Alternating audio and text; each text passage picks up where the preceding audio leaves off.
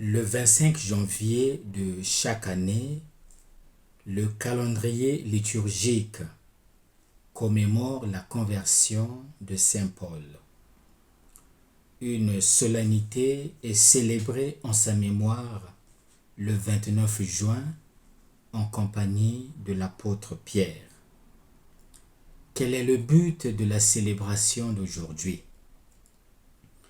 Cette célébration a pour but de souligner l'importance de la grâce de Dieu qui permet des conversions inespérées et radicales. Cette fête coïncide avec la clôture de la semaine de prière pour l'unité des chrétiens.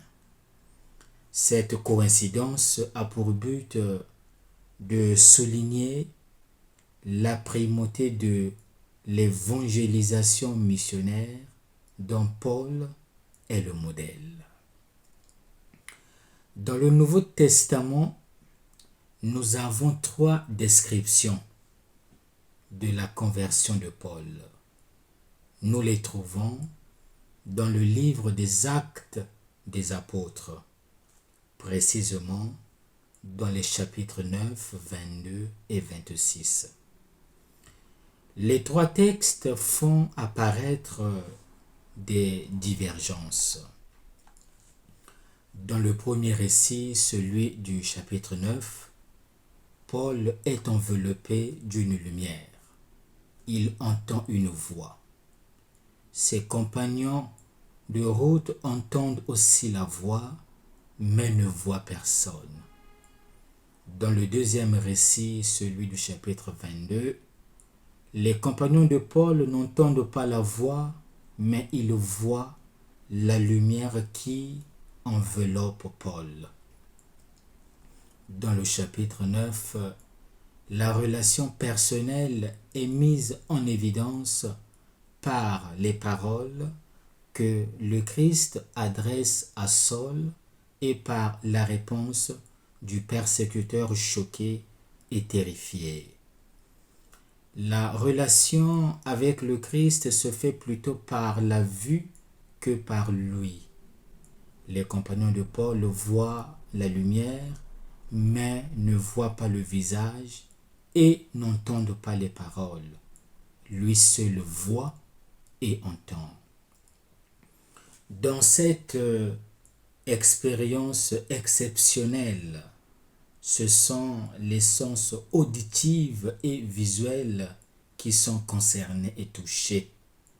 Tandis que dans le chapitre 22, l'expérience est surtout auditive. Les compagnons de Paul voient la lumière, mais n'entendent pas la voix qui lui parle. Dans les 2 cas, les compagnons de route sont privés d'accès au cœur de la rencontre réservée à Paul. Dans le chapitre 26, par contre, la lumière qui entoure Paul est plus éclatante que le soleil. Tous les compagnons de Paul tombent à terre. L'interpellation du ressuscité est allongée d'un proverbe que l'on ne connaît qu'en grec. Il était dur de te rebiffer contre les guillons. Ce proverbe exprime la futilité de toute résistance.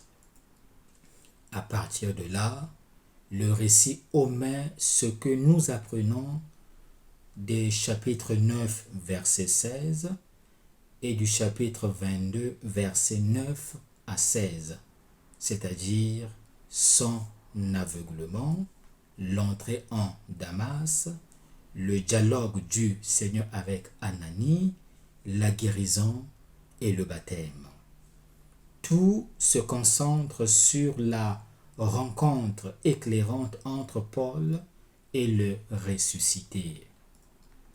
Par ailleurs, dans l'événement de Damas, il n'y a que 2 personnages, Jésus et Saul.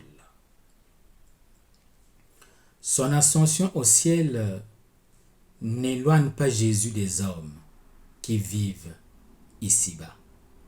Son ascension au ciel le rend présent et vivant dans son Église. L'Église, si elle vit, elle ne vit que par cette présence. Dans la conversion de Paul, toute l'Église s'exprime à travers les paroles d'un seul. Et celui qui parle, ce n'est pas Pierre, ni Jacques, ni Jean, mais c'est Jésus-Christ. Pourquoi me persécutes-tu? C'est une réprimande, non pas une condamnation. C'est une réprimande pour amener l'âme à prendre conscience de ce qu'elle fait. Lorsque l'âme ne possède pas Dieu, l'homme est capable de mauvaises actions.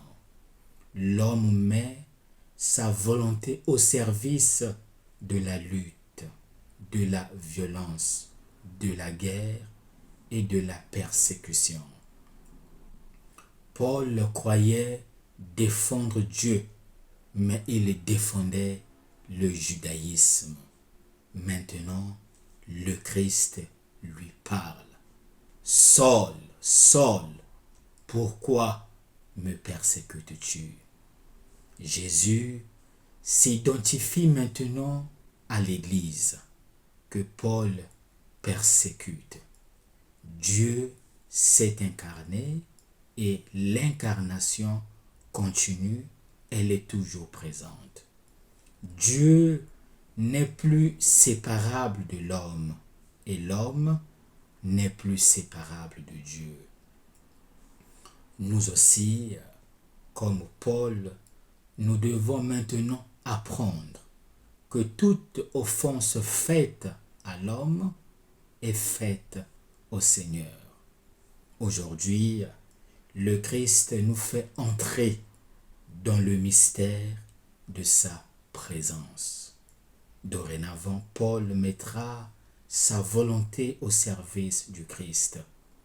Il le conduira où il voudra. Le Seigneur veut seulement qu'il obéisse. Telle est l'exigence du Christ. Il dépouille l'homme de toutes ses prétentions, de toute son initiative, de toute sa volonté. Il doit obéir. Voilà pourquoi Jésus dit à Paul, lève-toi, entre dans la ville et l'on te dira ce que tu dois faire. C'est Ananie qui lui dira ce qu'il doit faire. Il doit obéir et se déplacer maintenant sans savoir où le mènera son chemin. La vraie conversion implique une pure obéissance à une parole qui n'est jamais entièrement révélée. Paul ouvre les yeux et ne voit plus rien. Il reste aveugle et doit être conduit par la main. Sa force est terminée. Sa haine a disparu. Tout est fini. C'est une nouvelle naissance, un départ à partir de rien. Quand Dieu nous touche, nous devenons presque incapables des choses de ce monde. Quel est l'enseignement à retenir? Paul n'a jamais tait l'événement de Damas. Il en parle toujours dans ses lettres. Il y fait référence constamment. L'apôtre Paul est convaincu d'être un simple exécutant qui doit réaliser un projet qui n'est pas le sien, celui que le Christ lui a clairement dessiné à l'occasion de l'apparition. sur la route de Damas, le Seigneur va à la rencontre de Paul. Le Christ transforme un persécuteur en disciple et en évangélisateur. Le persécuteur acharné devient tout de suite un disciple convaincu et un membre de l'Église qu'il persécutait. Le Seigneur nous rejoint également sur notre route pour illuminer notre volonté et secouer nos fausses certitudes. Que nous reste-t-il à faire? Il ne nous reste plus qu'à conjuguer le verbe secouer. Que le Seigneur secoue nos fausses certitudes et qu'il nous aide à agir selon ses principes. Bonne fête à tous et que Dieu vous bénisse.